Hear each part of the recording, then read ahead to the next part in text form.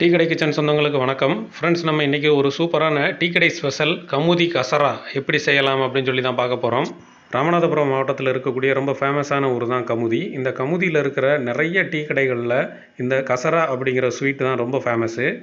நம்ம ஏற்கனவே டீ கடை கஜடா அப்படிங்கிற ஒரு ஸ்வீட் பார்த்துருப்போம். அதை நிறைய ஊர்களில் ஆட்டுக்கால்னு சொல்லுவாங்க, முட்டைக்கோசுன்னு சொல்லுவாங்க, கேக்குன்னு சொல்லுவாங்க. ஆனால் அதுக்கும் இதுக்கும் ரொம்ப டிஃப்ரெண்ட்டாக இருக்கும். இதோட பேர் வந்து கசரா. வெளியில் நல்லா ப்ரௌனிஷாக, உள்ளே பார்த்தீங்கன்னா நல்லா பஞ்சு மாதிரி புசு புசுன்னு ஒரு சூப்பரான ஸ்வீட்டு தான் இது. இது செய்கிறதும் பார்த்தீங்கன்னா ரொம்ப ரொம்ப ஈஸியான ஸ்வீட்டு. அது மட்டும் இல்லாமல் இதில் ஒரு பொட்டு எண்ணெய் கூட இருக்காது. அந்தளவுக்கு ரொம்ப நல்லா வித்தியாசமாக இருக்கும். இந்த ஸ்வீட்டை நம்மளுடைய சப்ஸ்கிரைபர்களும் நிறைய பேர் கேட்டிருந்தாங்க. ஸோ அவங்களோட விருப்பத்துக்காகவும் உங்கள் எல்லாருக்காகவும் இந்த ஸ்வீட் இன்றைக்கி நம்ம எப்படி செய்யலான்னு பார்க்க போகிறோம். இதே மாதிரி நீங்களும் ப்ரிப்பேர் பண்ணி சாப்பிடுங்க. ரொம்ப அட்டகாசமாக இருக்கும். இப்போ வாங்க நம்ம ரெடி பண்ண ஆரம்பிக்கலாம். இன்னைக்கு நம்ம டீ கடை கிச்சனில் வந்து கமுதி கசரா, அதாவது இது கமுதி போய் நம்ம அந்த கசரான்ற ஒரு பண்டத்தை நம்ம சாப்பிட வேண்டாம். நம்ம வீட்லேயும் இனிமேல் உங்கள் வீட்லேயே கமுதி கசராவை எப்படி செஞ்சு சாப்பிடலாம் அப்படின்றத நம்ம இன்னைக்கு வீடியோவில் பார்க்க போகிறோம். வாங்க. 2 கப்பு மைதா, மெஷர்மெண்ட் கப்பில் 2 கப்பு மைதா எடுத்துருக்கோம். 1/2 டீஸ்பூனு உப்பு, 1/4 டீஸ்பூனு சோடா உப்பு. இப்போ அதை நல்லா ஒன்று போல் கலந்து விட்டுருவோம். கலந்து விட்டாச்சு. அதுக்கப்புறம் தேங்காய் எண்ணெய் வந்து ஒரு 2 டீஸ்பூன், நெய் இது 1 டேபிள் ஸ்பூனு, அதையும் நம்ம இதில் சேர்த்துடலாம். இப்போ எல்லாத்தையும் நல்லா மாவோட கலந்து விட்டுடலாம். நல்லா ஒன்று போல் மாவில் படுற மாதிரி நல்லா கலந்து விட்டுருங்க. இந்த நெய், தேங்காய் எண்ணெய் எல்லாத்தையும் நம்ம மாவில் படுற மாதிரி நல்லா ஒரு தடவை கலந்து விட்டுருங்க. ஜீனி நம்ம மெஷர்மெண்ட் கப்பில் 1/2 கப்பு, நம்ம வெயிட்டுன்னு பார்த்தோம்னா கிட்டத்தட்ட ஒரு 110 கிராம் இருக்கும். அந்த 110 கிராமை இதில் போட்டுருவோம். எல்லாத்தையும் மறுபடியும் இருக்க கலந்து விட்டுடலாம். அப்புறம் வந்து நம்ம தண்ணி ஊற்றி நல்லா பிசையணும். சப்பாத்தி மாவு, பூரி மாவை விட கொஞ்சம் லூஸாக இருக்கணும். அந்த அளவுக்கு நம்ம மாவை பதமாக பிசைஞ்சிக்கணும். நான் சொல்கிறேன் எந்த அளவுக்கு இருக்கணும் அப்படின்ட்டு. இப்போ இந்த மாதிரி வச்சுக்கோங்க. கொஞ்சம் தண்ணி தேவை தக்கன கொஞ்சமாக ஊற்றிக்கலாம். இப்போ நான் ஒரு 1/2 டம்ளர் காட்டம் ஊற்றிருக்கேன். அதாவது சீனி வந்து என்ன கரையிலன்னு நினைக்க வேண்டாம். அதை வந்து இப்படி தான் நம்ம பிணைஞ்சு அது வந்து ஒரு நாள் முழுக்க அது ஊறணும். அதுக்கு பிறகு இன்னைக்கு ரெடி பண்ணி வச்சோம்னா இப்போ காலையில் தான் அதை நம்ம செய்ய முடியும். அந்த ஒரு 12 மணி நேரம் நல்லா ஊற வச்ச பிறகு தான் நம்ம அந்த பண்டத்தை செய்ய முடியும்.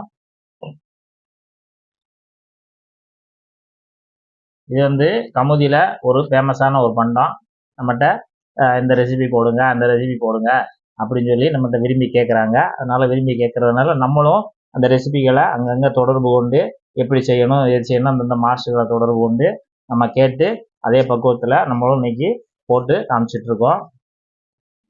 ஆமாம், நல்லா பிசைஞ்சுக்கணும். நம்ம எப்படி சப்பாத்தி மாவு, பூரி மாவு பிசைகிறோமோ அந்த மாதிரி பிசைஞ்சுக்கணும். இப்போ இந்த அளவுக்கு இப்படி நம்ம விரல் வச்சோம்னா நல்லா பதியணும். இந்த அளவுக்கு அதை மாவோட பக்குவம் இதுதான். இதை நல்லா இந்த அளவுக்கு பிசைஞ்சிட்டு நம்ம இது வந்து நான் ஏன் இந்த தட்டில் வச்சேன்னா இந்த மாதிரி பிசைகிறதுக்கு வாட்டமாக இருக்கும். அதனால தான் நம்ம ஒரு அகலமான தட்டில் வச்சு பிசைஞ்சிருக்கேன். ஊற வைக்கிறதுக்காக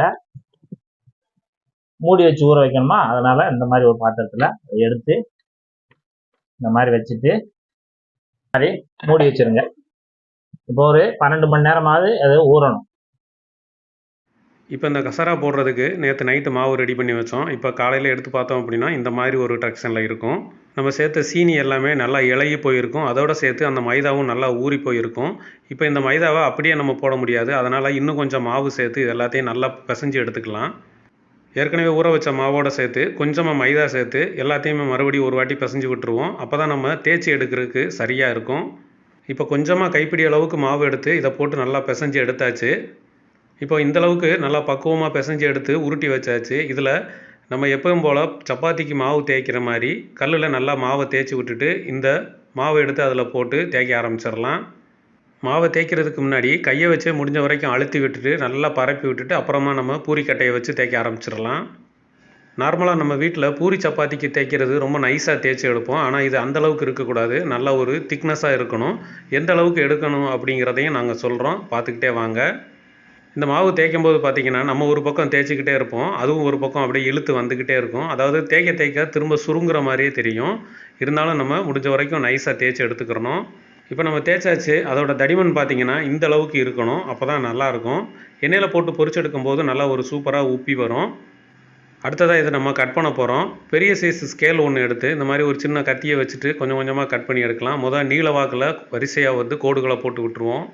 இதை ரொம்ப பெரிய சைஸாகவும் வெட்டிடக்கூடாது. ஒரு 1.5 இன்ச்சு அளவுக்கு மட்டும் வச்சுட்டு அப்படியே நீளமாக ஒரு கோடை போட்டு விட்டுறலாம். இப்போ நீளமாக கோடுகள் போட்டு விட்டுட்டோம். இப்போ ஒவ்வொரு பீஸையும் தனித்தனி துண்டுகளாக போடணும். இதை நம்ம வெட்டும்போது ஒரு டைமண்ட் ஷேப்புக்கு வெட்டினோம் அப்படின்னா பார்க்குறதுக்கு ரொம்ப நல்லாயிருக்கும். இப்போ கத்தி எடுத்து அதோட ஓரங்களை வெட்டி எடுத்துருவோம். வெட்டி எடுத்துகிட்டு இதை சின்ன சின்ன டைமண்ட் பீஸுகளாக நம்ம வெட்டி எடுத்துக்கலாம். சைஸ் இந்த அளவுக்கு இருந்தாலே போதுமானது. ரொம்ப பெருசாகவும் போட்டுற வேண்டாம், ரொம்ப குட்டி குட்டியாகவும் போட்டுற வேண்டாம். இந்த அளவுக்கு இருந்தாலே சரியாக இருக்கும். மீதம் இருக்கிற எல்லா மாவையும் இந்த மாதிரி ஷேப்பில் வெட்டி எடுத்துக்கலாம். இது போக ஓரத்தில் இருக்கிற அந்த பிசுறுகளும் இருக்கட்டும். அதுவும் நல்லா பொரிச்சு எடுத்து சாப்பிட்றதுக்கு நல்லா சூப்பராக இருக்கும். இப்போ எல்லாத்தையும் வெட்டி எடுத்தாச்சு. அடுத்ததாக நம்ம பொரிக்க போகிறோம். நம்ம போட போகிறது ஸ்வீட் அப்படிங்கிறதுனால புது எண்ணெயை ஊற்றி போட்டோம் அப்படின்னா தான் நல்லாயிருக்கும். இப்போ எண்ணெயை ஊற்றியாச்சு. எண்ணெயோட சூடு பார்த்திங்கன்னா மீடியம் லெவலில் இருந்தாலே போதுமானது. ரொம்ப அதிகமாக இருந்ததுன்னா சீக்கிரம் கருகி போயிடும். இதை போடுறதுக்கு முன்னாடி நம்ம சாம்பிள் ஒன்று போட்டு பார்த்துக்கலாம். எண்ணெயில் சூடு எந்த அளவுக்கு இருக்குது அப்படின்னு. நம்ம எடுத்து வச்சுருக்கிற அந்த ஒரு சின்ன கட் பீஸை எடுத்து நல்லா விரித்து விட்டுட்டு இதில் போட்டுட்டோம் அப்படின்னா மெதுவாக பொரிஞ்சு அப்படியே மேலே வரும். இந்த அளவுக்கு இருந்தாலே போதுமானது எண்ணெயோட சூடு.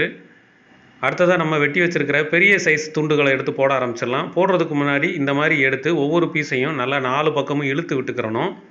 இந்த மாதிரி பண்ணோம் அப்படின்னா அது உப்பி வர்றதுக்கு ரொம்ப நல்லாயிருக்கும். சைஸு பெருசாகிரும்னு நினைக்காதீங்க. ஆனால் எண்ணெயில் போட்ட உடனே அந்த கரெக்டான சைஸுக்கு திரும்ப வந்துடும். இதே மாதிரி ஒவ்வொரு பீஸுகளையும் எடுத்து அப்படியே உள்ளே போட்டுக்கலாம். போடுறதுக்கு முன்னாடி இந்த மாதிரி இழுத்து விட்டுட்டு உள்ளே போட்டுடலாம். ஊற்றி இருக்கிற எண்ணெய்க்கு தகுந்த மாதிரி 5-6 பீஸுகளாக போட்டு எடுத்துக்கலாம். நீங்கள் சின்ன பாத்திரமாக வச்சுருந்தீங்க அப்படின்னா கொஞ்சம் கம்மியான பீஸுகள் கூட போட்டுக்கோங்க. நம்ம போட்ட உடனேயே எண்ணெய்க்கு உள்ளே இருந்து அப்படியே மேலே எழும்பி வந்துடும் சூப்பராக. ஒவ்வொன்றும் பாருங்கள் நல்லா புஃப்னு பன்னு மாதிரி உப்பி வந்துக்கிட்டு இருக்குது. இந்த நேரத்தில் கிட்டத்தட்ட ஒரு 10-20 செகண்ட் ஆகிருக்கும். இதை அப்படியே திருப்பி விட்டுறலாம். அடுப்போட சூடு பார்த்திங்கன்னா மீடியம் லெவலில் இருக்கட்டும், ரொம்ப கூட்டிட வேண்டாம். இந்தளவுக்கே இருக்கட்டும். ஏன்னா கொஞ்சம் பொறுமையாக வேகணும். நல்லா ஒரு 2-3 தடவை புரட்டி விட்டுக்கிட்டே இருந்தோம்னா எல்லாமே ஒன்று போல் கலராக வரும். இப்போ பாருங்கள் நல்லா ப்ரௌனிஷாக சூப்பராக வந்திருக்குது. இந்த நேரத்தில் இது எல்லாத்தையுமே அரிச்சு எடுத்துடலாம். இன்னும் ரொம்ப நேரம் இருந்ததுன்னா வெளியில் கலர் ரொம்ப டார்க் ஆயிரும். இப்போ நமக்கு அருமையான புசு புசுன்னு கமுதி கசரா தயாராகிருச்சு. உள்ளே பிச்சு பார்த்தோம் அப்படின்னா நல்லா சாஃப்டாக பஞ்சு மாதிரி புசு புசுன்னு இருக்கும். இதை டீயில் முக்கி கூட சாப்பிடலாம். ரொம்ப சூப்பராக இருக்கும், வித்தியாசமாகவும் இருக்கும். நீங்கள் ட்ரை பண்ணி பாருங்கள். அதோட நம்ம இதை எண்ணெயில் தான் பொரிச்சு எடுத்துருக்குறோம். ஆனால் கையிலையும் பார்த்தீங்கன்னா ஒரு பொட்டு எண்ணெய் ஒட்டாது. நீங்கள் பேப்பரில் வச்சா கூட சுத்தமாக எண்ணெயே வராது. அந்தளவுக்கு நல்லாயிருக்கும்.